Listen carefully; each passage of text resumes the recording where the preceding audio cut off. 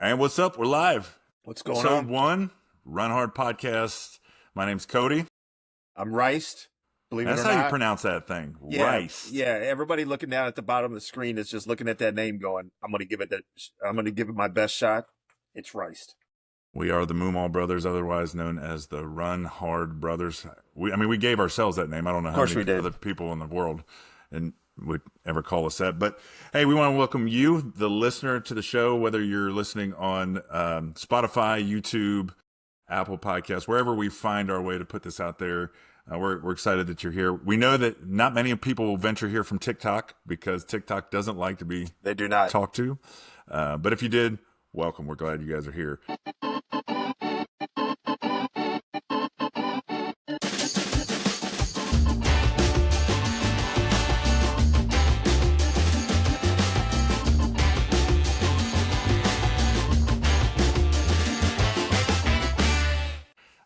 So how you doing, man? I'm doing good. I love the fact that we're doing this. This is good stuff. Stuff. We've talked about this for a long, long time. But we talk about it, and then we talk about our runs, and started posting videos of our runs, and then suddenly said, hey, let's do a podcast, and kind of bought headphones and microphones, and suddenly here we are. Yep. And I think that we talked about doing it for real while we were running 26 miles together. That's when it came into it. So, well, obviously we're going to talk a lot about running on this show, but it's probably going to morph into several different things. If there's things that you, the listener, say we want to know more about this about you, let us know, and we'd be glad to talk about that stuff. Hey, but I think one thing that's good to always start to show off where have you been running lately? I think that's something we need to talk about. The different places we're going to run. And I'm going to let you start today. I want to ask you about your run. You can ask me about my run because Instagram's filled with a lot of pictures of you running in some pretty incredible places. Tell us where you've been running recently. I was very lucky. My wife and I, we went on a vacation to France, and I got to run in some of the coolest places ever. Like I ran in Paris underneath the Eiffel Tower. What? In fact, I ran on the marathon trail where they ran the Olympics. They run the marathon. So that was great along the river. I never say it right. How do you say it? The River Seine. Yeah. Yeah. So, and what's crazy about running in Paris, and there's some video I put up on Instagram, is that middle of the day on a Tuesday, I could have legit thought I was running in a race. There are so many people. Paris is a running town. So that was great. Then we went down to Nice, which is in the south of France. And all that is running uphill, down, uphill, uphill. That's all that was. So like Lynchburg. Yeah, it was. Think of Lynchburg, but call it the city of 52 hills. It was great. And then we spent the last couple of days in France, out in the countryside, amongst these castles, these amazing chateaus. And while I was out running on these roads, these country roads, on the road was spray painted Marathon des Chevronnés. And come to find out, I'm running there on a Thursday. Sunday, they were having a marathon. And so I did a video of me running on the marathon trail. But unlike Paris, there was cows and there was horses. So it was some of the coolest running that I've done in a long time, just because of where I was at. And then the very different things I saw: Paris, the ocean, and then the countryside. I got chased by a horse. So there's that.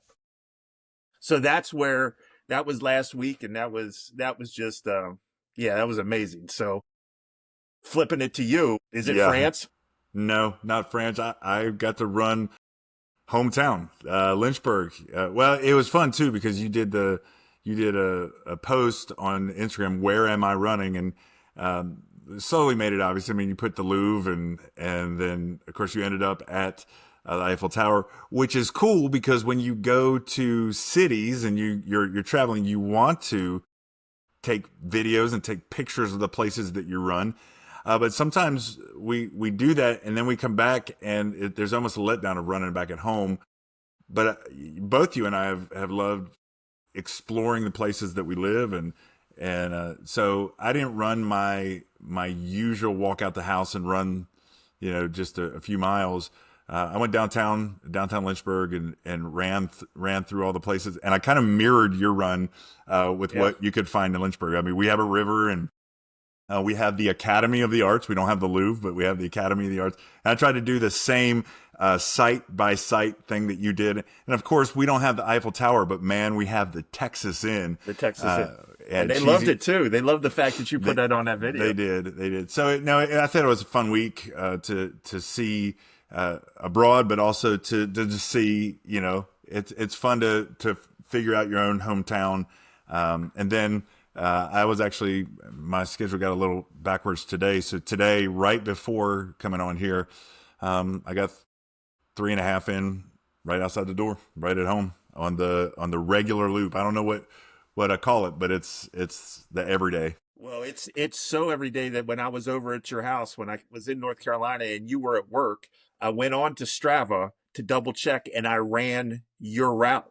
And so, which by the way is just one big hill chopped up into 100 hills. That is the craziest 5 mile rate. Yeah, every time. It's funny because when you go out to run, I always, that's one thing is I always look, and I mean, I did about 300 feet in elevation in 3 miles, which was not bad. I avoided most of them because I wanted to run it pretty fast to get back here and do it.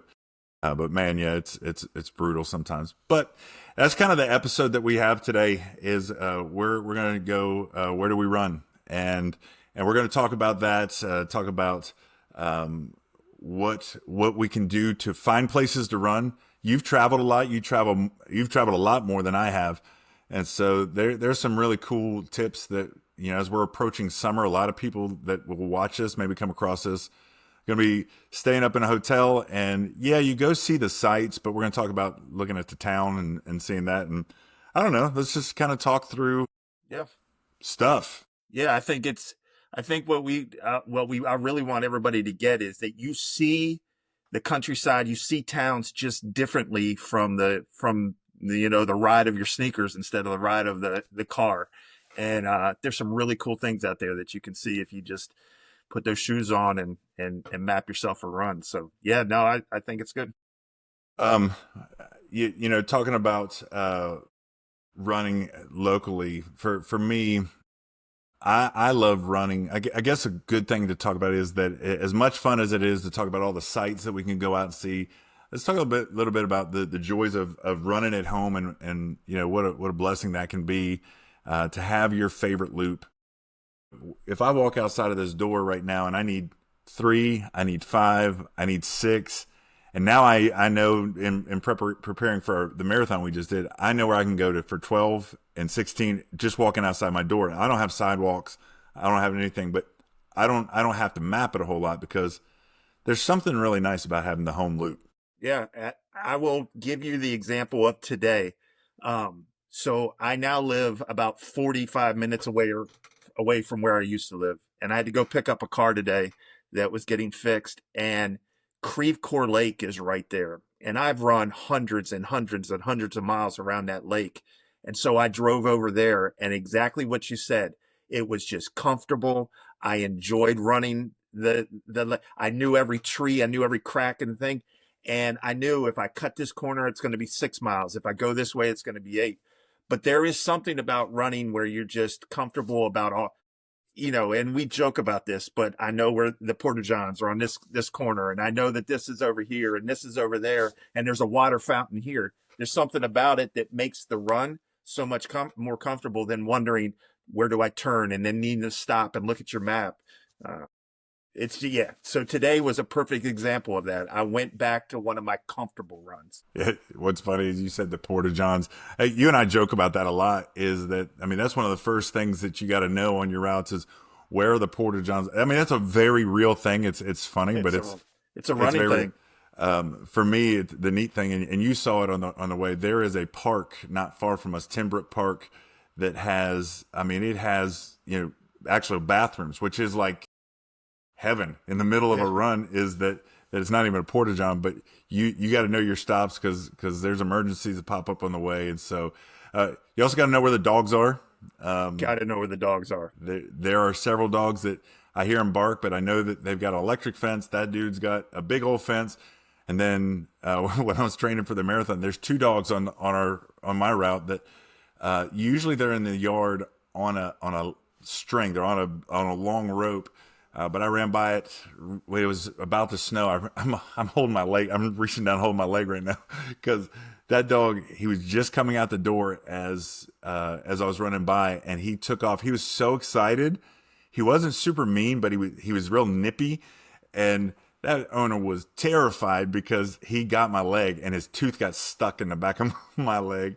I had to pull that joker out, but you got to know where the dogs are too. I have right here. I'm out in the country, and the very first time I ran around here, there's a hill, and as I ran up the hill, two dogs at 100 miles an hour come running at me, and I just thought, that's it. This is how the whole thing ends with these two dogs. There was an electric fence. It stopped them dead. Thank goodness. The funny part was when I got back and I'm looking at Strava and I'm looking at my heart rate, right at that moment, complete spike. So there is, and it's knowing where the dogs are at. It's a real thing. And when you're traveling and you're on the road, you have to be wary of that. What kind of neighborhood am I running in? Is there that possibility of there going to be dogs? Because you don't know. So there is a strategy about the dogs and knowing where they're at. And when you're traveling, it's something that you have to pay attention to for sure. Yeah. Running at home is a blessing. It's really neat to be able to just put something on and go out. But there is really cool things about going and finding new things. There's places that, like, I still think it'd be really cool to go and run. We went out west a couple years ago, and there's a couple national parks that I really want to get a run in Glacier National Park. I want to go, and we were all over Yellowstone, but didn't have time to run in Yellowstone. For me, I love running in some of the cities, but I think that it's so vast that you do a 6-mile run in Yellowstone Park. Did you even go anywhere? Yeah. But just the views that we went fishing down in Grand Teton National Park and just to take in those views, climbing some of those mountains. For me, those are dreams to be able to go see places like that. I think that I thought about this because we talked about this the other day about I've been very fortunate because I spent 20 years basically working on the road, 200 nights out of the year on the road. So I got to run in a lot of places. But this thing of running in France, like, just made me more excited about the next one. So we are going over to England and Denmark and in about a year, and I'm already planning on how cool that will be to run in these different countries. We're taking a cruise over there, and I'm going to just get off the ship and be like, good looking out, because to run in these places that the history is so vast. Like, we think 1800 is really, really, really a long time ago. Here, over there, it's like recent history. They don't even look at it as 1800. Oh, that just happened. Let's go look at 4 BC. Let's go run on that road. So my dream right now is learning these new countries and learning them from my feet. It's really neat.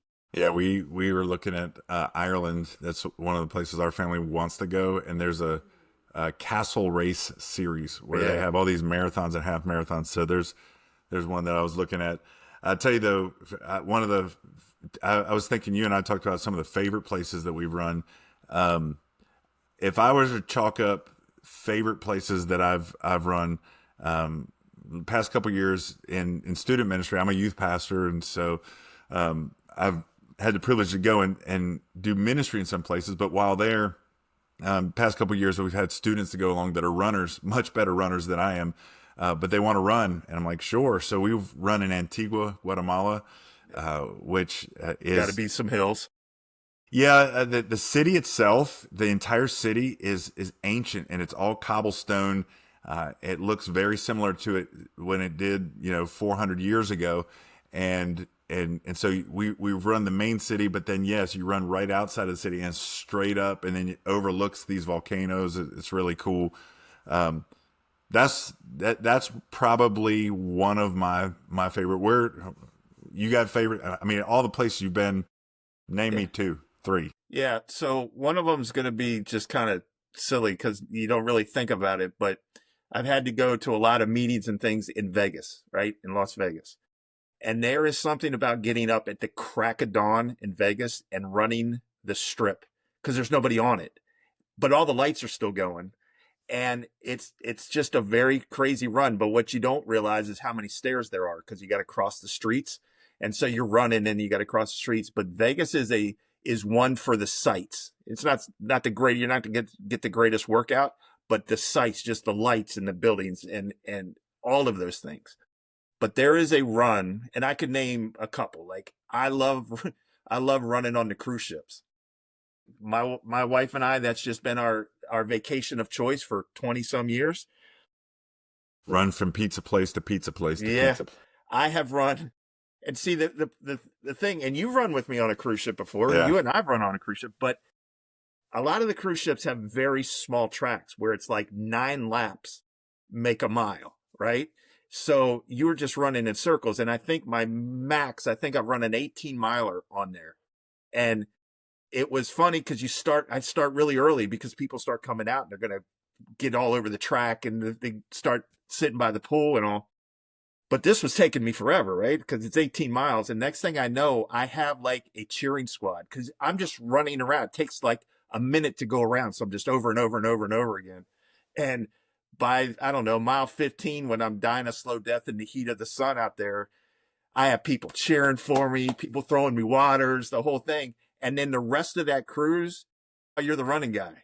You're the running guy. So, you guilted them all. They were all coming to lay out, and they're like, man, I should be doing that. Nobody looked down at me when I was killing the buffet. I will tell you that. Right. Not a soul. So I think those two, I love running in a lot of different places and different looks and the different races, but the cruise ships always make me laugh because I'm just running in circles. Running in circles, but it's the way people look at you like, what is this guy doing? Yeah. I love, several years ago, again, on another mission trip, it's kind of a common theme for me, is we were in the Dominican Republic, and our friend leads Word of Life, which is a ministry in the southern coast of the Dominican. And it was really cool that they have this camp that they've built from the ground up, but it is right on the beach, and it's not a super inhabited part. And so we got up early one morning, 3 or 4 of us guys, and we started running down the beach, which running on a beach is tough. Right. But we got running, and we ran all these freshwater rivers were coming into the ocean from the mountains. And we had to run through them and up over them. And we got some really good pictures while we were doing it. But it was funny because, we got hungry. It was breakfast time, and we're on our way back, and we see these guys standing on the shore, and we're watching them, and they all got their arms up. And as we get there, we realize they're pulling a rope in from the ocean. And we get up there, and there's these old wiry guys. And we're like, hey, we're kind of big dudes. We're like, we can help you.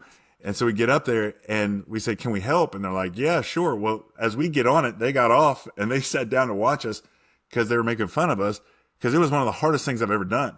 We're pulling fish nets in like this. And we pulled, and we realized we spent probably 45 minutes running, but we wound up doing about an hour of pulling net in. And finally they got cross training. Yeah, cross training. But it's things like that when you run, when you're in a place, I guarantee you know Paris better than had you just stayed and gone to see some sights. And yeah, after I ran those 2 times, my wife and I went out to explore the city, and we explored it by walking most of the time. Well, I was like, hey, this street right here, and I know that there's a cafe down here because I had just run by it 2 or 3 times. So it is. Traveling so much, I think one of the greatest ones was I hopped off a cruise ship in Alaska because I wanted to say I ran in Alaska. I know lots of people have run marathons and everything in every single state. I wanted just to run in Alaska, and I can say that I hopped off in Skagway and took a run around the little town there. Good stuff. And now if you go on the Strava map, there's this little blue line up in Alaska that says that 100%. You run it, which, how cool is having Strava? Like, I still pull it up and look in the different, nobody cares. No, except for me. I've got this thing that I'll scroll down and be like, I remember running that run. Yep. And I drew that little line in Antigua. It's all sectioned out by blocks. So I started on the outside of the city, ran a big square, and then did a spiral all the way in, so that I ended in Central Park and then went back to the hotel. And forever, I look at that, I'm like, that was probably the dumbest thing ever, but it's still there. That's my map, and it's in another country. It's like a souvenir that you bring home. It is. Remember when I got the bug, when I got miles, I bought it in Seattle, and I drove it back across, and I stopped in Washington, Idaho, Montana, Wyoming, South Dakota, and rest stops. I would just pull over and go run 2 or 3 miles so that I had the little thing on Strava saying I ran in that state. So but that's cool. And what's weird is that you got these tools now like Strava that, or Strava. You say Strava, I say Strava. I don't care, whatever. We're probably both saying it wrong. So. Probably both got it wrong. But not only is it a cool thing to record, but it's really a neat thing to figure out where to run. And I mean, there's a lot of things it does. It keeps track of everything that you're doing, your progression. It has plans for you to run. You know, I built my marathon preparation on Strava's, marathon training plan. But, I know that for you've traveled a lot. You get to a city that you're unfamiliar with. You can use something like that. If you don't know where to run, that helps. Even in your own town, you start running. I don't even know where to run. Download Strava, look at the maps, and you're going to find where everybody goes to run. Right. I did that last week in France. I got on Strava and just looked at what the heat map said. This is where the most people ran. And sure enough, there was a lot of them running. Now, when I was in Nice, nobody ran where I was running because that's smart. Good job. Way to go. It was straight up a hill, except I was standing on the porch of this house that we were staying at, looking down at the street thinking, where am I going to run? Because that is the only street that had a sidewalk, went straight uphill. And I'm like, nobody runs up that hill. So I'm standing there, and don't you know, while I'm looking down there goes a dude running up the street. I'm like, well, if he ran, I got to run. He was running from somebody. He must have been. But I went out there and ran it. But definitely I use that. I think we all do. I think it's a great tool. Is just look at where the heat map shows the most run. Well, let's stop there. What's a heat map? Like if I mean, I know that most people that are going to watch a running podcast are going to kind of know that, but let's be real. Some of our family and friends are watching right now. Thank you so much for being the third person. Yes. Awesome. Thank you.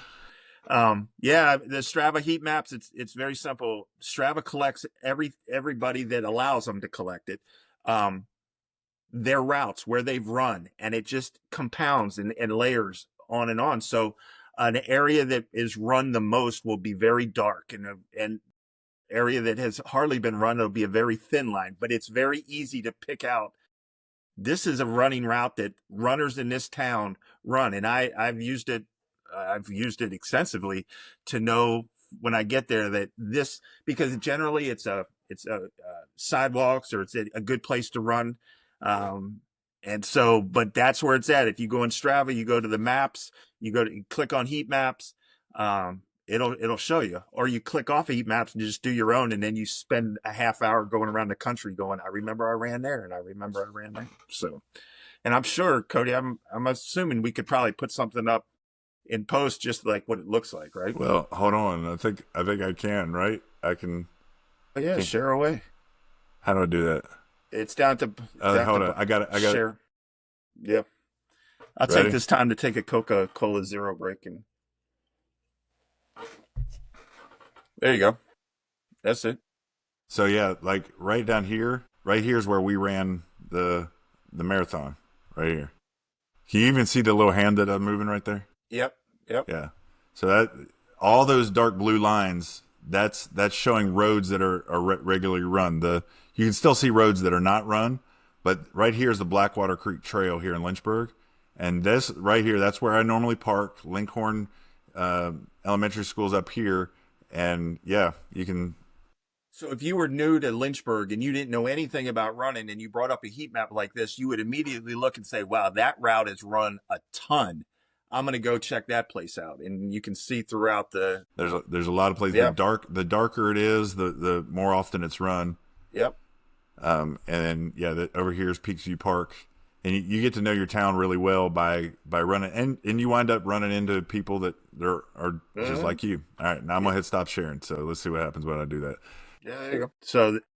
So nonetheless, that is, I think knowing where you're going to run, and I think if we jump into like just traveling right now, Cody, that what we do on the road and how we find where we're going to run, it's important to know that there's tools out there to help you find it, because that will stop you if you get to your hotel and you don't know anything around the town. You will say, maybe I won't run.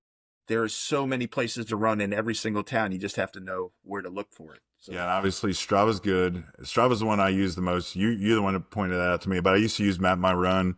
Yeah. All Trails, if it has got things. You had something else that was. Yeah, I have one. It's called Footpath, and it's an app. You can have it on your phone. It allows you to draw your map. So I don't know. You can see I can draw. You can draw it on there. It tells you how far. It tells you the altitude, or what your gain in altitude is. But it allows you to draw out and look at where you're going to run.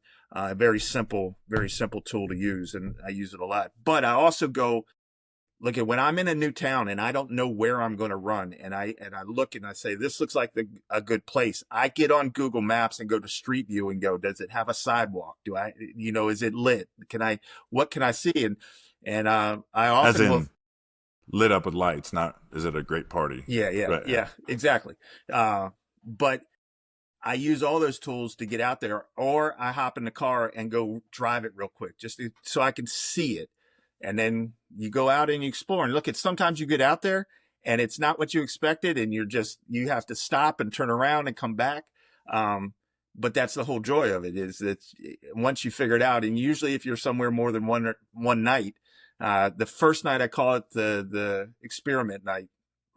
And then after that, it's go get it.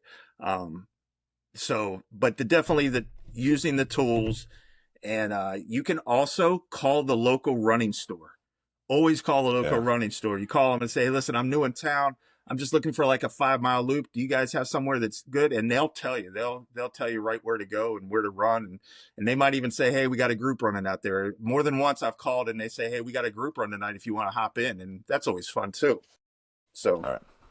Yeah, no, that's good. But be smart. I mean, don't run in a new city, new town, 5 a.m. in a place you're unfamiliar with. The dogs. The dogs. Yep. True.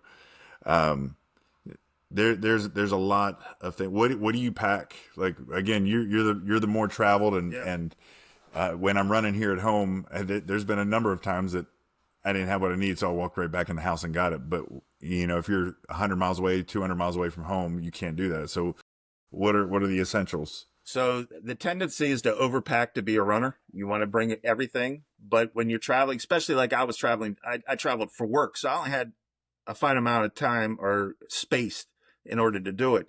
So I got very good at packing. Maybe even if I'm going to be gone a week, maybe you pack 1 or 2 pairs of shorts, you pack 2 or 3 shirts, and then the shower becomes your friend. You want, because the stuff's going to dry very quickly, and who cares if it's not perfect? You're going to go running it again. But make sure you have your running belt or whatever you have. It's so easy to forget that. Don't forget to bring your charger cord for your watch. Oh, yeah. The worst thing is to get out there and all of a sudden go, low battery, and you go, oh, it's plugged in at the plug where I always plug it in at the house. So remembering that. And then, is it going to be cold? Do I need to throw a pair of gloves in there? Make sure you have more than one hat. But I'll condense it, because it's very easy to put 5 pairs of shorts. I'm going to be gone 5 days. I'm going to run 5 nights. But the key there is make sure you have whatever it takes to carry your phone, because you need to carry your phone. You need to carry your ID with you when you're running in a town that nobody knows you in, because you just never know when you're going to fall off the side of the road. Someone's going to have to come identify you, right? So you need to make sure you have something to carry that with you. And don't forget, when you leave the hotel room, to bring your hotel key. Because if you forget your ID and you don't have your hotel key, it's a big pain at the front desk when they're like, again. balloons just popped up again. You're like, I don't know. I don't know. I got magic powers. This Do the thing. Oh yeah, this thing where I could bring the. That's crazy. All right, we're gonna play too much with that. Yeah, That's great. So don't pack too many shorts and shirts. You can wash them in the shower and let them hang while you're off working for the day. Make sure you have your running belt or whatever it is. If it's your vest, your running belt, make sure you don't forget to bring that, because you need to carry your phone. You need to carry your ID and your hotel card. And don't leave your room without your glasses if you can't see. Okay. Even if you can run around your home without your glasses, because you know where you're going to be at, is fine. But you don't want to go running in a town. And I'm literally telling you this from personal experience. You never want to go running in a town without your glasses, especially when you're as blind as I am, and then not know where you're at, not able to see your phone. And then you end up having to literally ask somebody to call you a taxi to drive you back to your room because you cannot figure it out. And Asheville, North Carolina probably still has a story of me running all over that town trying to find my hotel room. That was ridiculous. But those kind of things, just have a checklist that when you pack your suitcase, just have a checklist. I want to make sure I have these things here so that when you get there, there's nothing worse than going out and going, oh, I forgot my watch, right? Yeah. So, and I would highly suggest no headphones when you're running in a town you don't know. It's tough. You don't know where the traffic's coming from. You don't know what it is. Learn to experience the town. Oh, yeah, and then you hear sounds and things that you never heard before.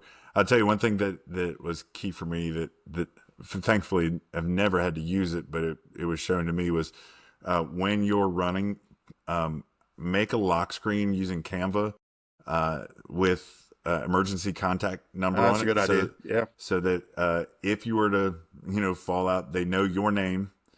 They know an emergency contact and where you're staying or whatever, so that they could quickly get help. That's even quicker. Like, I think we all have ice on our phones, in case of emergency, but that takes them going through it. That's a good idea. That's a quick one. You could have told me that 15 years ago when I started.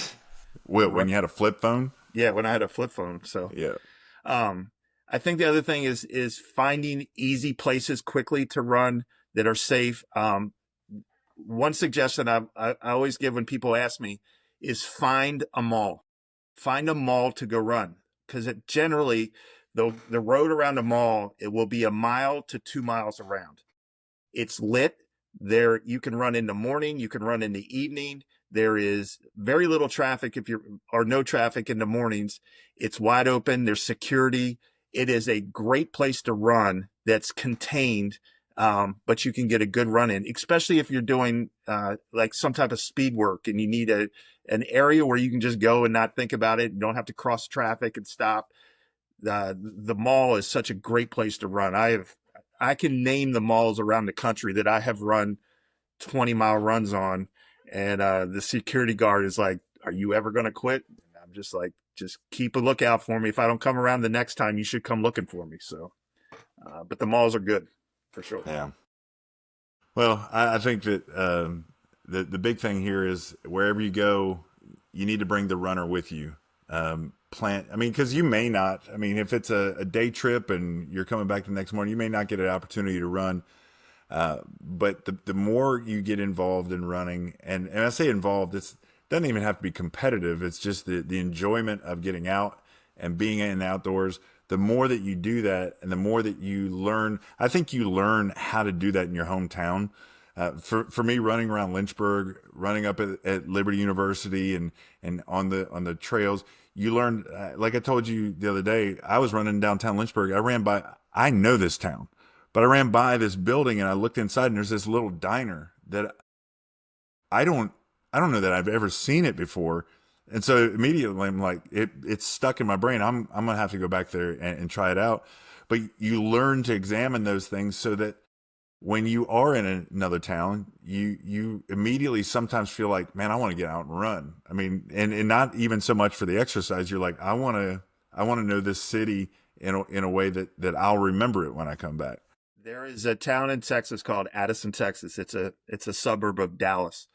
And I don't know, it's probably 5 or 6 years ago.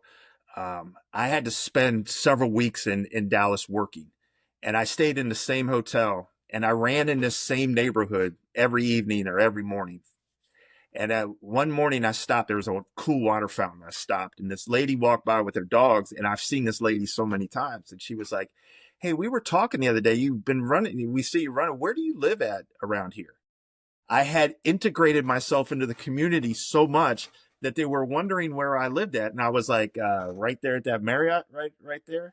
And That's she funny. was so shocked that I didn't live there. She goes, because, big dude, bald dude running around the neighborhood, but they had these great trails. But I had all these people walk their dogs in the morning, and I would say hi to their dogs and what's going on. I had integrated myself into the community by running, and it was great. And so it was just this year or the end of last year that I went running in that neighborhood. I hadn't been back in forever. And don't you know, same houses, same people I'm waving, just like I was back in the neighborhood. So you can become, you really get to know where you're at so much quicker than just stopping at a stoplight in your car and going, "Hey, I recognize that house." You might actually make some friends out there when you're running. Yeah. Hey, as we wind this up, I think it's important to say we talked a lot about where we've run, and it's really easy. I mean, how many marathons you run? 23? Is it 23? Including ours, right? Yeah. Right? Oh, yeah, 23. And I don't have Twix. I ate the medal. We need to make something permanent. Like I was going to hang my bib up there. I was going to have I've got my bib up there. Yeah. But I think it's important to say, because I know that a lot of you that are going to log in and watch, hopefully you've watched this far and enjoyed it. Man, I get this all the time is they think that it's really cool that we run and that we do this together. But there's sometimes an uncertainty that they can do it themselves. And, I watched this last weekend. One of my really dear friends who didn't ever think he could do it. He stepped out. He's run for 4 weeks, just getting out there and going, and he ran this 5K. It was one of the hardest 5Ks I've ever run. But what a powerful thing to see somebody go from the thing of, I don't know if I can, to have somebody believe in him that he can. And then now he believes in himself because he did it. And I think it's important to look, like you've said it before, we're two people that at a certain point in life, the thought that we would ever be talking about running as though we know what we're talking about was furthest from our mind, and yet we found such joy in it. So I think it's important to just make that note as we're closing out, that anybody can get out and move. You can't. There is no definition of a runner besides someone that runs. If anybody tells you that it has to do with how fast or how far, they're incorrect. Put out effort and just go out and try and run. And I don't think there will be one of these episodes that I don't ever say that if it wasn't for Christina stepping outside of this box, right, and doing something that absolutely inspired. Look at that wall. I always say that's Christina got that happening. And so you have just go do it, because here's the thing about it. You don't know who you're going to inspire. You don't know who you get just getting out there and trying. That guy that you ran with, somebody saw him run. It was like, if he ran, I can do it. Right. And John, props to you. Good job, man. Yeah. And so don't hesitate and don't stop and wonder what anybody else is going to think. Just be so proud of yourself that you ran to that mailbox, and then go run to the next mailbox. You got it. I mean, you're going to get it done. Yeah. It's always inspiring. And the thing that people will say is, well, I didn't run as far as you. I don't care. I don't care if you ran a mile. I don't care if you ran 2 miles. The fact that you got out and did something that at a certain point you said, I don't know that I can. That's the beauty of it, is not, I'm going to go win that race. It is, I'm going to go overcome my doubts and my fears. I'm going to go grab at my health. I'm going to go do the right things.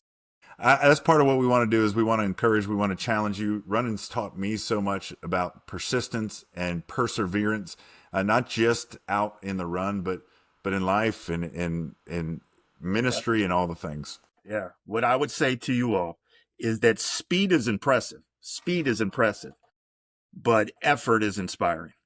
Just effort is just something that and I will go back to our marathon, where neither one of us were killing it that day, but neither one of us stopped, did we? I mean, we just And it was fun at the end. We knew that we had done something together.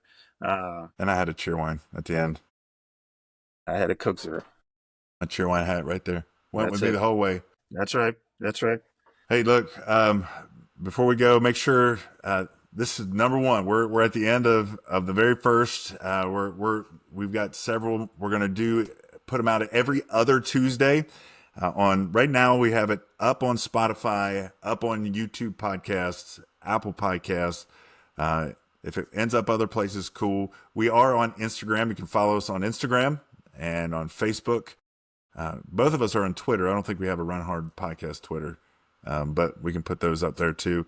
But it helps us a lot if you subscribe and share this with somebody who loves to run, may love to run, or just likes to make fun of bald dudes. So there's plenty of them on this podcast right now. Yeah. And so, and if you have ideas and things that you want to talk about, send it to us. Let us know. We have no limit of what we'd like to talk about. The plan is to have guests come on. We'll once we convince somebody to come on.